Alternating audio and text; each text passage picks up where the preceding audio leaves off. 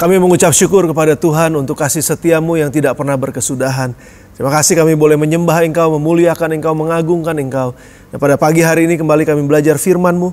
Berbicaralah, berfirmanlah buat kami Tuhan. Karena kami siap untuk mendengar, kami mau belajar firman-Mu dan kami mau hidup kami dibuat menjadi serupa dengan Kristus.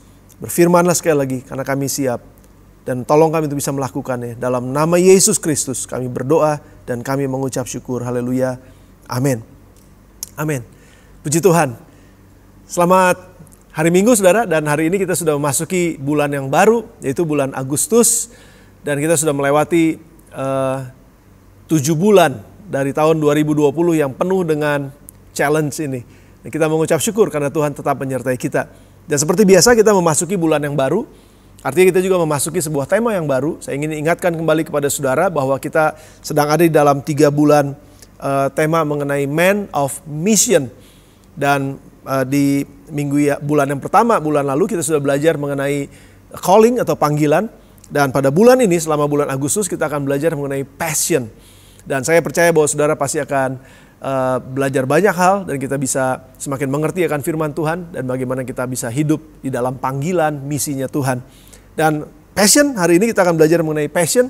Apa sih passion? Passion adalah kegairahan. Ya, dan kalau saya coba browsing, baca-baca di dalam Wikipedia, ada begitu banyak poin-poin yang saya ingin seberangkan buat saudara, tetapi ini hanya buat sekedar pengetahuan kita saja. Bahwa passion itu berasal dari satu kata, sebenarnya dalam bahasa Inggrisnya to suffer, atau menderita gitu saudara.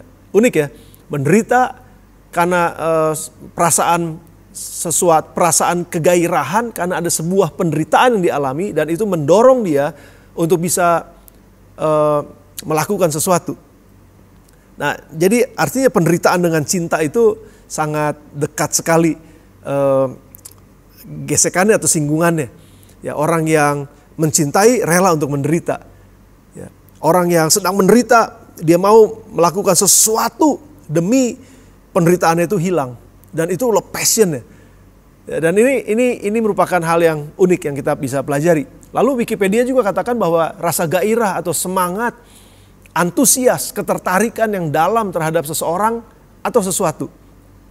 Atau ada juga dikatakan juga bahwa dorongan atau keinginan, kesukaan, kekaguman akan sebuah ide, cita-cita atau usulan-usulan. Jadi orang bergairah mendengarnya.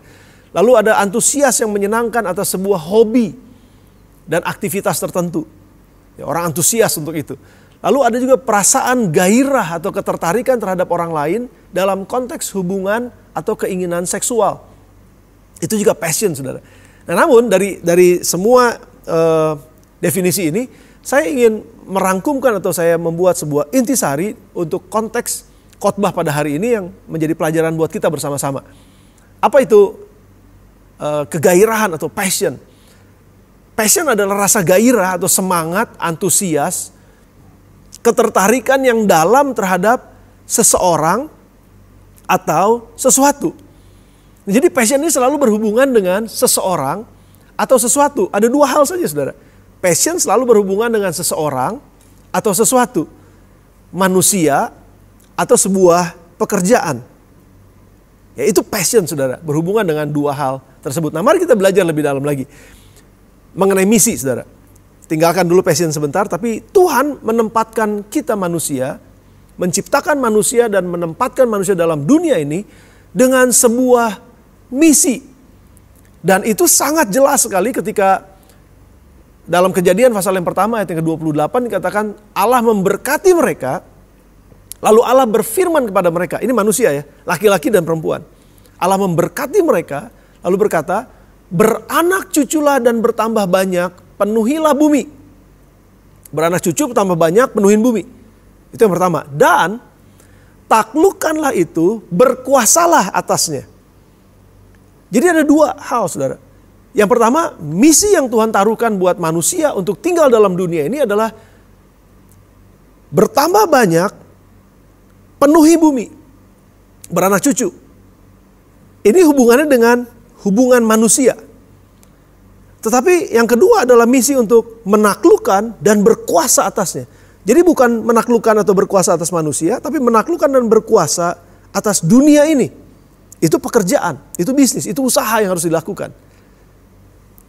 Nah, untuk menjalankan kedua misi ini, saudara, misi dalam hubungannya dengan manusia, sesama manusia, dan misi dalam hubungannya untuk menguasai bumi, Tuhan memberikan passion di dalam kehidupan manusia. Kegairahan itu Tuhan install di dalamnya sebagai sebuah kelengkapan untuk manusia menjalankan misinya dalam dunia ini. Installed di dalamnya. Sekali lagi saudara, passion itu bukan lahir dengan sendirinya, passion sudah ada dalam diri manusia. Untuk manusia menjalankan misinya. Misi untuk apa? Sekali lagi, beranak cucu dan bertambah banyak, yang saya sebut dengan the passion of love, mengasihi sesama. Dan yang kedua adalah untuk usaha dan pekerjaannya, passion of working. Oke. Nah, mari sudah kita lihat satu-satu sekarang. Ketika Tuhan memberikan misi buat manusia untuk bertambah banyak, penuhi bumi, beranak cucu, itu hubungannya adalah hubungan sesama manusia yang juga ditaruhkan passion tadi. Kegairahan. Sudah bisa bayangkan ya, kegairahan saya terhadap hubungan saya dengan istri. Nah, itu sudah ada, saudara. Itu sudah ditempatkan di dalam diri manusia. Tetapi harus digunakan dengan cara yang benar. Ya. Jadi artinya kegairahan dalam hubungan dengan manusia, tetapi dalam hal yang berbeda jenis kelamin. Kegairahan seksual diberikan oleh Tuhan di dalam kehidupan manusia hanya untuk hubungannya di dalam keluarga, suami istri. Di luar itu adalah kegairahan yang salah. Dan sebagai suami istri juga bukannya sebagai suami dan suami sebagai pasangan atau istri dan istri sebagai pasangan, tetapi suami dan istri, laki-laki dan perempuan. Tuhan taruhkan kegairahan itu di dalam diri kita. Jadi kalau sampai ada yang bergairah secara seksual terhadap sesama jenisnya, itu adalah kegairahan yang salah. Itu karena memang akibat dosa, saudara. Tetapi kan ada yang bilang, tapi kan Pak, gairah sesama manusia. Ya betul, kita juga bergairah sesama manusia, bergairah untuk berhubungan, bergairah untuk berkomunikasi, bergairah untuk bersosialisasi, bergairah untuk sebagai teman dengan teman. Ada kegairahan tersendiri karena saya bergairah sekali, saya semangat sekali, saya antusias. Kalau saya berhubungan dengan orang-orang yang memang biasa saya berhubungan, dengan teman-teman saya yang dekat, saya senang, saya semangat untuk bisa ketemu sama mereka, betul. Tapi kegairahan seksual hanya untuk suami istri, laki-laki dan perempuan. Sudah bersama dengan saya maksudnya, sudah ngerti maksud saya. Nah, passion terhadap sesama manusia juga memiliki emosi yang berbeda-beda. Tapi ada passionnya di situ, ada kegairahannya di situ. Ya sekali lagi saudara, passion terhadap suami istri, passion terhadap anggota keluarga, passion terhadap sesama manusia, kepada teman-teman. Itu passion yang Tuhan taruh positif di dalam kita, tapi bisa disalahgunakan untuk sesuatu yang negatif dan menjadi negatif. Nah sekarang yang kedua, misi manusia sebagai seorang yang ditempatkan dalam dunia ini untuk bisa bekerja dan juga berusaha, bisnis. Yang saya sebut tadi dengan passion of working. Nah sama saudara, untuk bekerja pun kita diberikan passion oleh Tuhan di dalam hati kita. Untuk mengelola usaha kita diberikan passion oleh Tuhan. Nah, ada dimulai dengan passion dari hobi. Kita punya hobi, kita punya passion di dalamnya. Ada yang hobinya olahraga, saudara. Itu passionnya luar biasa. Dan kalau orang punya passion seperti ini, dia lebih cepat untuk bisa belajar, beradaptasi. Karena dia punya passionnya. Ya ada orang yang passionnya olahraga, ada orang yang passionnya di dunia seni, musik misalnya, melukis misalnya. Ya, passionnya mungkin berbeda-beda. Nah, passion seorang dengan yang lain itu bisa sama, bisa juga berbeda. Tetapi masing-masing orang punya passionnya tersendiri. Ada orang yang akibat karena hobinya, akhirnya itu jadi profesinya. Ya, karena saya hobi misalnya, saya hobi olahraga misalnya, olahraga main bola misalnya. Tapi karena passion begitu besar, saya geluti sungguh-sungguh, akhirnya itu menjadi profesi dan pekerjaan saya.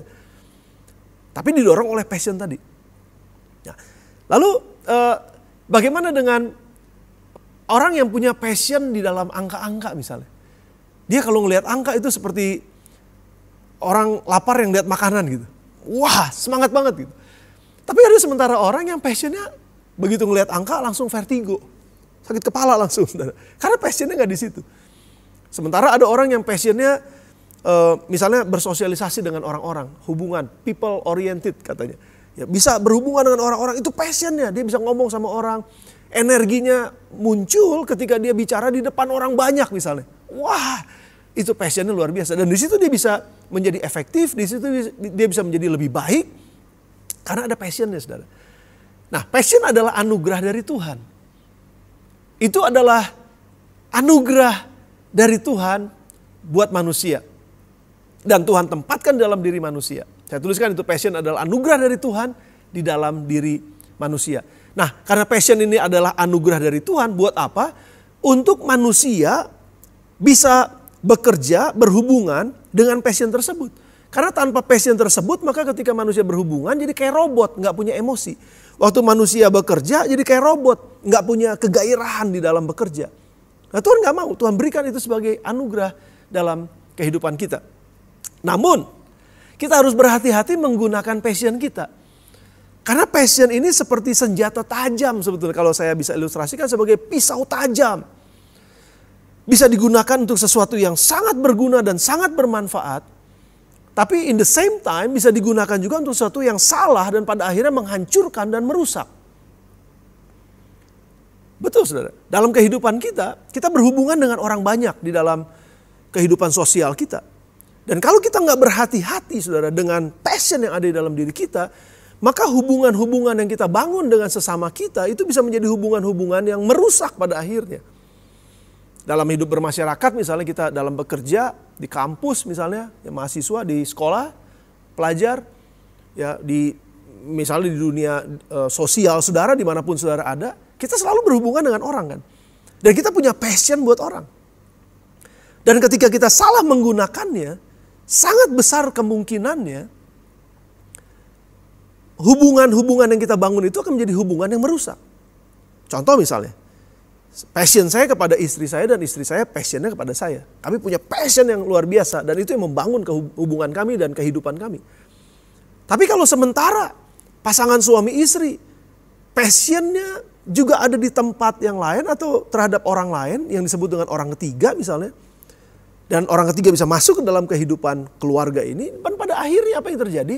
Merusak hubungan keluarga dan akhirnya merusak hubungan banyak orang. Passion yang digunakan dengan cara yang salah.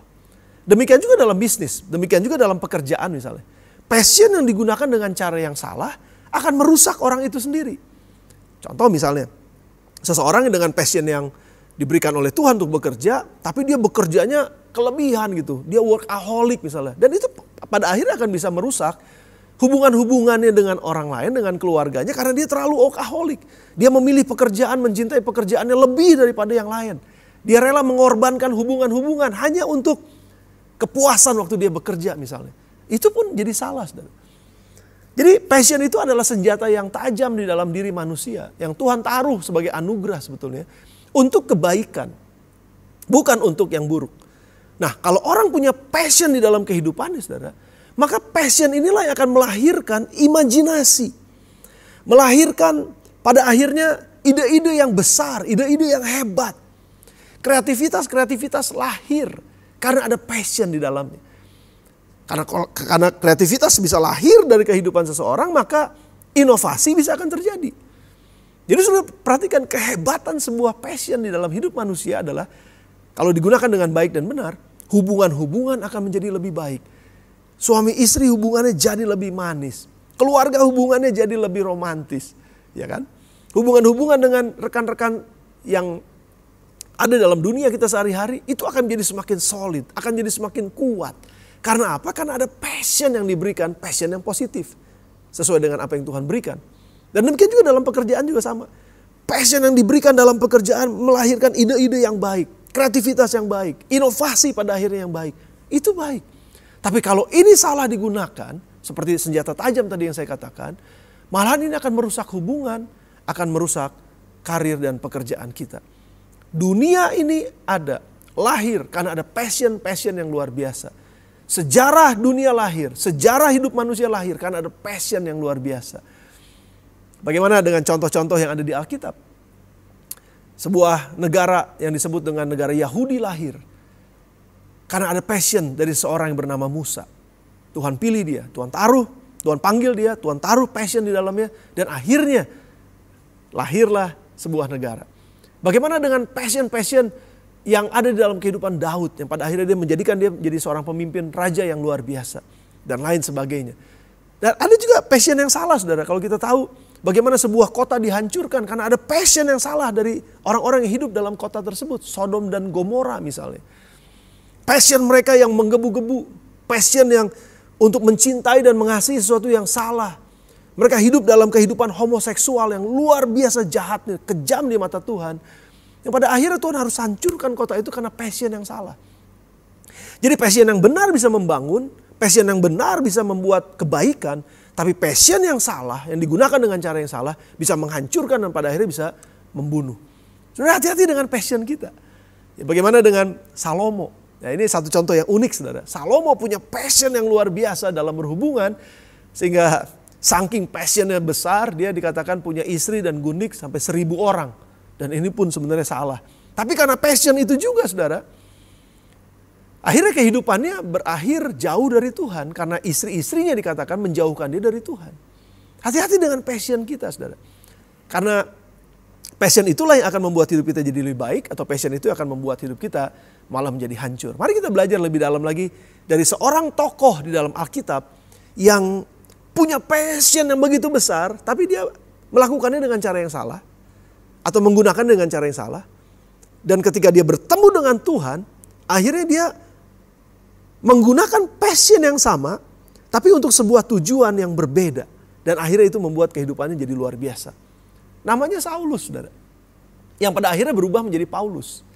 Ketika dia memiliki nama Saulus, dia adalah seorang yang sangat-sangat passionate untuk Tuhan dan agamanya. Sampai-sampai dia rela untuk mengorbankan orang lain, sampai-sampai dia rela untuk membunuh bahkan orang lain yang gak sejalan dengan dia, yang gak sepaham dengan keyakinannya.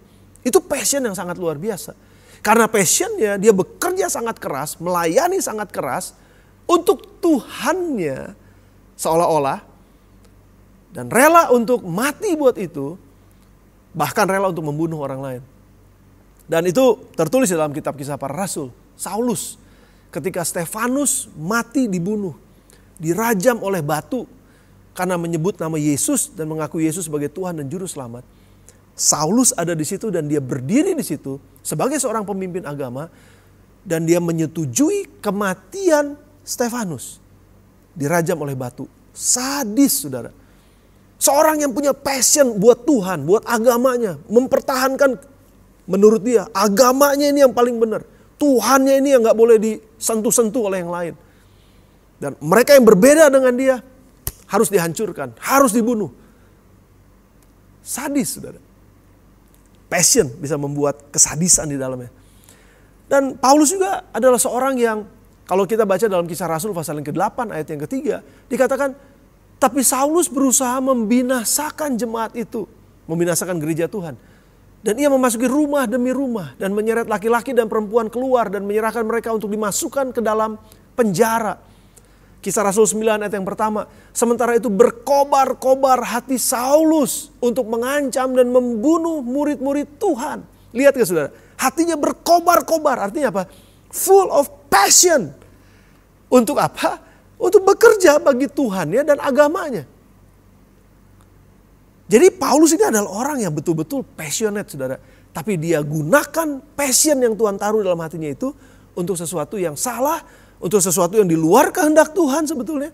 Untuk sesuatu yang hanya untuk kepentingannya sendiri, hanya untuk kebanggaannya sendiri, hanya untuk dirinya sendiri atau mungkin karirnya sendiri.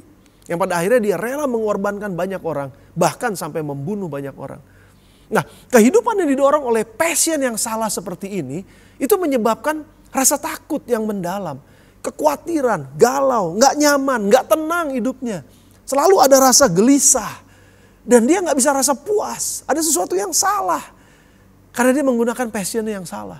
Dan Paulus atau Saulus ini mengalami hal tersebut. Sampai pada akhirnya, sebagai seorang yang pintar secara agama, katanya cinta kepada Tuhannya, tapi kosong di dalamnya.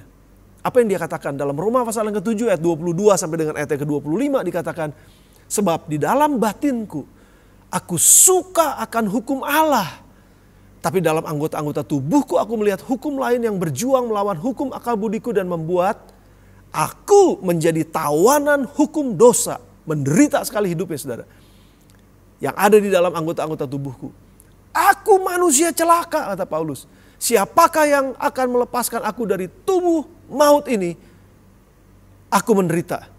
Tolong aku. Bagaimana jalan keluarnya ini? Aku capek dengan hidup yang seperti ini. Aku didrive oleh passion yang sangat besar terhadap cintaku kepada Tuhan. Dan juga terhadap pekerjaanku. Namun aku menderita, aku manusia celaka. Siapa yang sanggup menolong aku? Tapi akhirnya dia katakan begini, syukur kepada Allah oleh Yesus Kristus, Tuhan. Sudah perhatikan, ketika Paulus berjumpa dengan Yesus. Dan itu menjadi titik awalnya, titik baliknya. Turning point. Di mana Saulus bertemu dengan Yesus. Dan disitulah dia diubahkan oleh Tuhan. Yang tadinya passionnya digunakan untuk sesuatu yang salah. Tapi sekarang passionnya digunakan untuk menjalankan misi Tuhan. Sesuai dengan panggilan Tuhan terhadap dirinya. Lalu apa yang terjadi saudara dengan Rasul Paulus? Kita bisa lihat dalam cerita selanjutnya ketika dia mengikuti Yesus dan dia mengubah kehidupannya. Menggunakan passionnya dengan cara yang benar. 2 Korintus pasal yang ke-11. Ayat 23 sampai ayat 28. Di situ dikatakan, Paulus dikatakan, apakah mereka pelayan Kristus?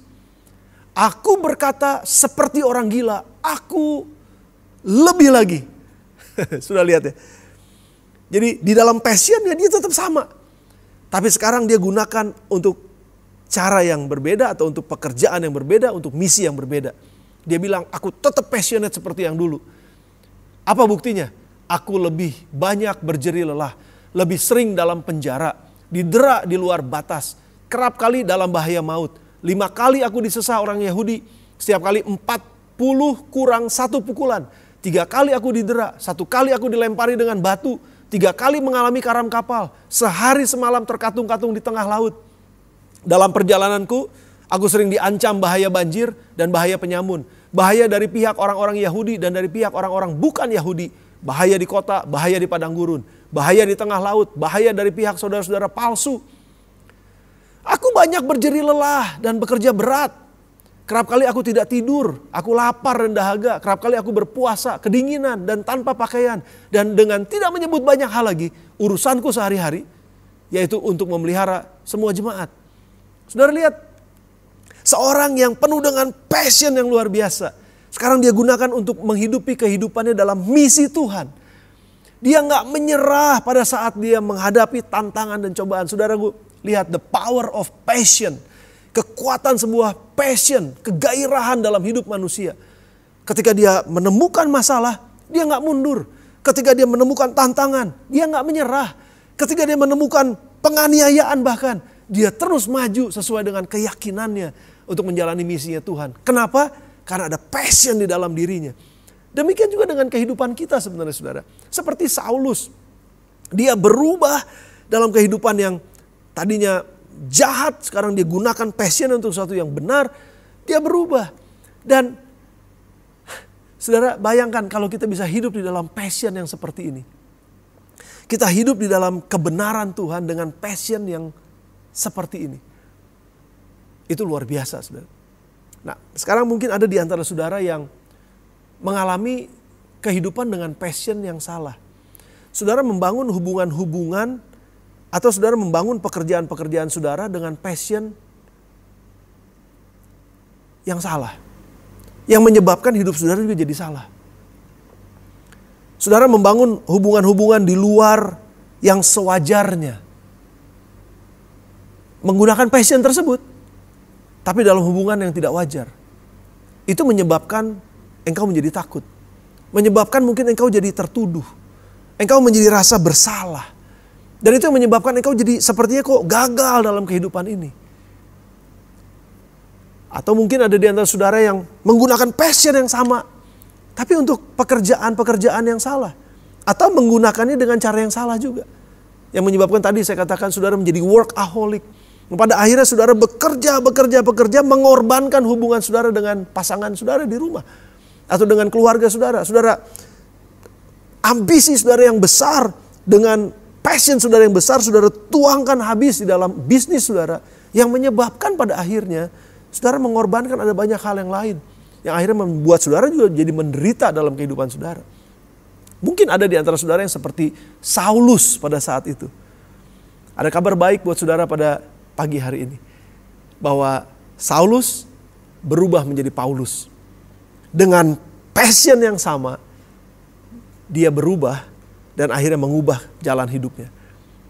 Firman Tuhan mengajarkan bagaimana sekarang kita dapat hidup dengan passion yang benar.